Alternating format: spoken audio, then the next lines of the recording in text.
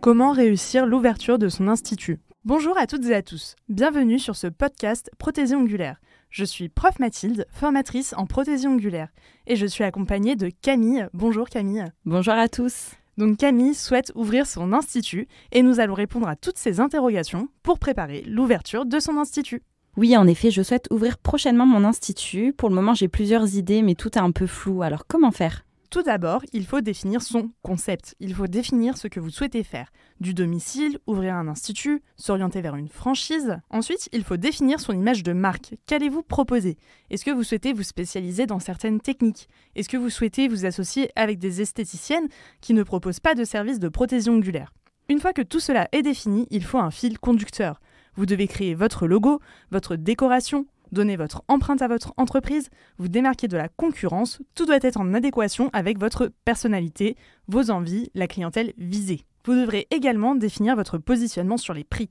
Pour cela, il faudra prendre en compte vos charges directes, qui comprennent les produits, le matériel, le linge, et vos charges indirectes, qui comprennent l'eau, l'électricité, le téléphone, Internet et l'assurance. Il faudra aussi se renseigner sur les prix pratiqués par la concurrence. Vous pourrez choisir de vous aligner ou alors de proposer un concept différent. S'orienter vers des barres à ongles avec des prix plus bas ou des prestations prestige avec un prix plus élevé. Merci, je comprends mieux ce que je dois préparer maintenant. Et concernant le statut juridique de mon entreprise, comment savoir lequel choisir ? Il existe différents statuts juridiques. Il faut choisir celui qui correspond le mieux à votre activité. Voyons ensemble les différentes possibilités. Tout d'abord, il ne faut pas hésiter à se faire accompagner. Pour cela, vous pouvez vous diriger vers la Chambre des métiers ou la BGE de votre région. Vous pouvez choisir la micro-entreprise. Beaucoup de personnes s'orientent vers ce statut car il est assez simple d'accès. Il permet d'exercer en salon ou à domicile. Ensuite, il y a l'entreprise individuelle. Il faut remplir une demande d'existence auprès du CFE, Centre de formalité des entreprises, et aucun capital n'est exigé. L'entreprise est confondue avec le patrimoine personnel du créateur et donc les banques apprécient peu ce statut à cause des risques financiers qu'il implique. L'entreprise individuelle à responsabilité limitée est une autre option. Votre patrimoine est mieux protégé. Vous pouvez également choisir l'EURL, intéressante à partir du moment où l'activité de l'entreprise se développe. Le ou la gérante fixe sa propre rémunération. Il faut avoir un capital sans minimum imposé. Le créateur a la maîtrise de l'entreprise.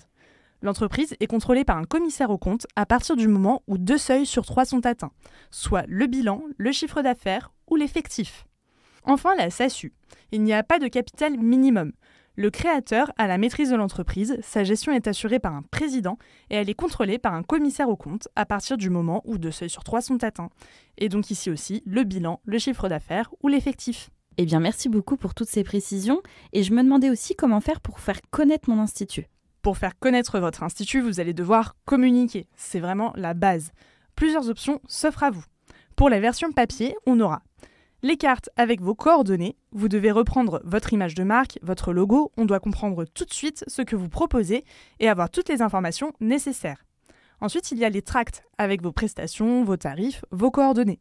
Vous pouvez en mettre dans votre institut, dans les commerces autour de vous, en distribuer dans les boîtes aux lettres ou en mettre aussi devant votre vitrine. Et enfin, la presse. Vous pouvez contacter la presse locale, par exemple les journaux de la ville, et demander de faire un article sur votre institut, ou alors faire une publicité, cela attirera les personnes proches de chez vous. J'ai beaucoup entendu parler des versions numériques, mais alors qu'en pensez-vous ? Alors c'est sûr, elles sont de plus en plus utilisées, et c'est d'ailleurs le format idéal. En effet, le coût est faible et vous touchez une grande part de la population. Pour les versions numériques, vous pouvez créer votre propre site internet avec vos prestations, tarifs, coordonnées et même des exemples de poses. Faire une page Instagram, cela vous permettra de partager un maximum de photos. Prenez le temps de faire de belles photos avec un bon éclairage. N'hésitez pas à faire une mise en scène en ajoutant de la décoration. Vous pouvez aussi proposer des concours, mettre en avant vos animations, vos offres et vos produits. Et enfin, sur le même type, vous pouvez créer une page Facebook. Invitez vos clientes à donner leur avis sur votre travail. Et pour finir, vous pouvez vous associer avec des entreprises comme Treatwell ou Planity. Vous devrez verser une partie du prix des prestations, mais vous gagnerez une grande visibilité. Merci beaucoup, prof Mathilde, d'avoir répondu à toutes mes questions. Eh bien, de rien et à bientôt sur la plateforme.